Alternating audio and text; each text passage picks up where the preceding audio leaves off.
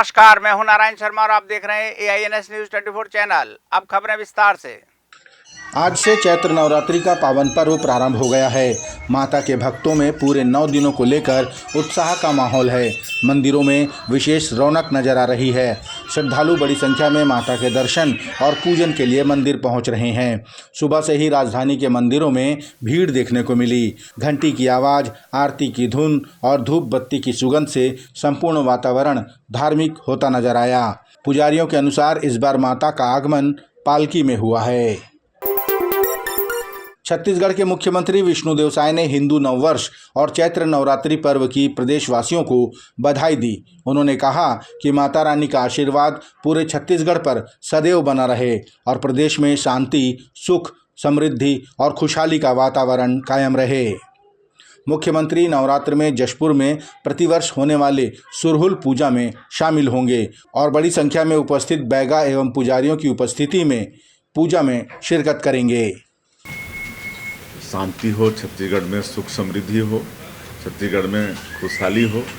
और आज हम लोग जसपुर जा रहे हैं। हमारे आदरणीय डॉक्टर राम प्रताप सिंह जी, हमारे पत्थर गांव के विधायक श्रीमती गोमती साई जी, वहां पर हर वर्ष हिंदू नववर्ष के दिन सरहुल पूजा होता है। पूरे क्षेत्र के लोग हजारों की संख्या में वहां पर एकत्र होते हैं और जो गांव में सरना होता है, उनके जो पुजारी होते हैं उनको बैगा बोलते हैं। तो पूरे ज़िले भर के बैगा भी सैकड़ों की संख्या में वहां आते हैं और वहां पर पूजा पाठ होता है और देवी देवताओं से पूजा करके यही मन्नत मनाते हैं कि पूरा साल भर सबका जीवन सुखमय हो, मंगलमय हो, इसकी कामना करते हैं। तो आज हम लोग सरहुल पूजा में भाग लेने जसपुर जा रहे हैं। छत्तीसगढ़ विधानसभा में बजट सत्र उस समय हंगामे की भेंट चढ़ गया जब गृह मंत्री विजय शर्मा ने धर्म स्वातंत्र्य विधेयक को सदन के पटल पर रखा। विपक्ष इस विधेयक के प्रावधानों और वैधानिकता पर ऐतराज जताते हुए कार्रवाई का बहिष्कार कर सदन से बाहर निकल गए। नेता प्रतिपक्ष चरणदास महंत ने विधेयक पर आपत्ति जताते हुए कहा कि 11 राज्यों के ऐसे मामले सुप्रीम कोर्ट में लंबित हैं। ऐसे में इस पर चर्चा करने का कोई औचित्य नहीं है कि मध्य प्रदेश मिला के लगभग 11 राज्यों के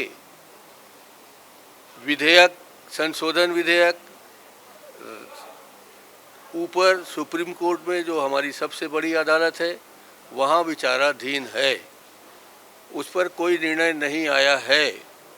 अब तक ऐसे किसी भी प्रकरण में ये मान्यता है, ये मान्य प्रक्रिया है कि विधानसभा में चर्चा नहीं करना चाहिए।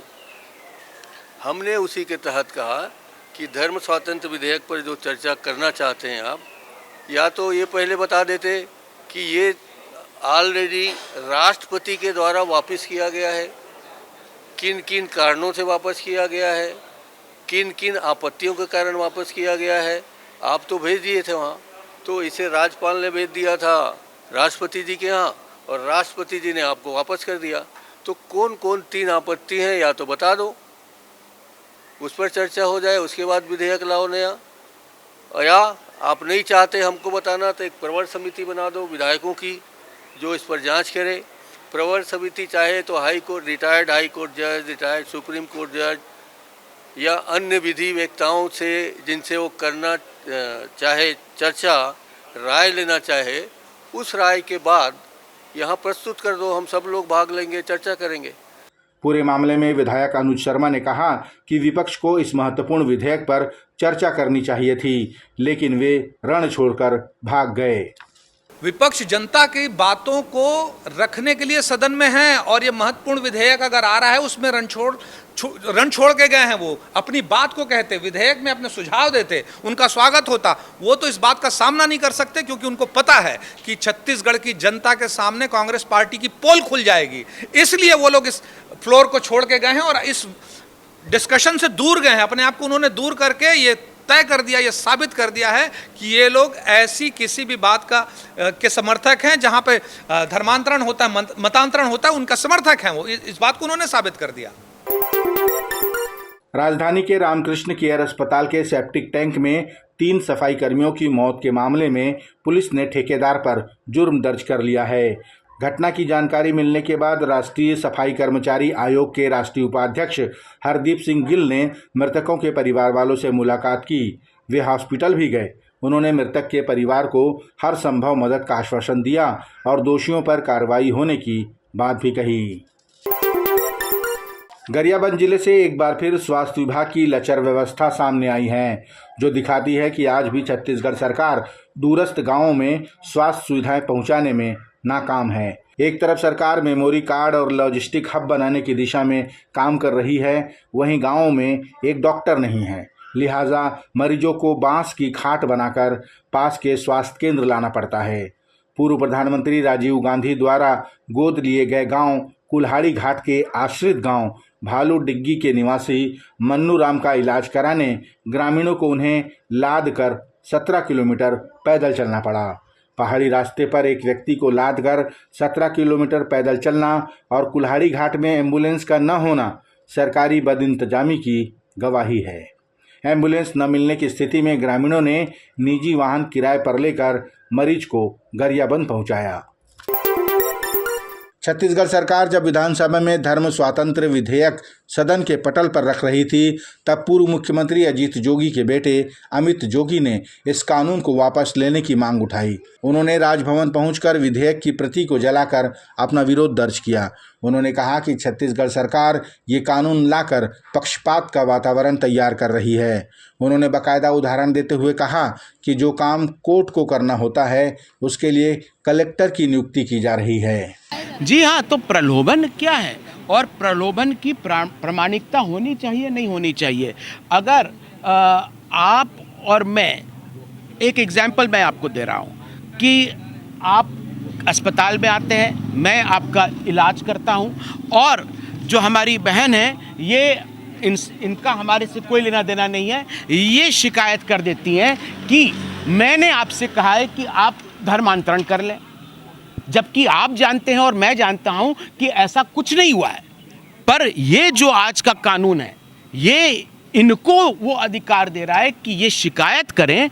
ये पुलिस को बाधित कर रहा है कि इनकी शिकायत पर बिना किसी जांच के ये मुझको गिरफ्तार कर लें। और अगर आज मैं खुद से धर्मांतरण करना चाहता हूं, अपनी आस्था के विषय में कोई भी निर्णय लेना चाहता हूं, तो मुझे कलेक्टर से परमिशन लेनी पड़ेगी। कलेक्टर को धर्म का द्वारपाल बना दिया गया है, रिलीजन का गेट कीपर बना दिया गया है। ये कैसा कानून है?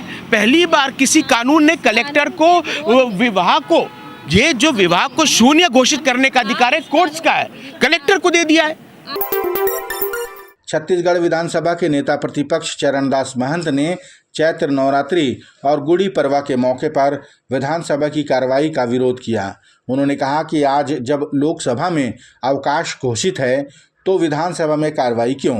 नेता प्रतिपक्ष ने कहा कि दर्जनों महिला विधायकों ने उपवास रखा है, उन्हें भी पूजन कार्यक्रम करने का मौका मिलना चाहिए कि नहीं।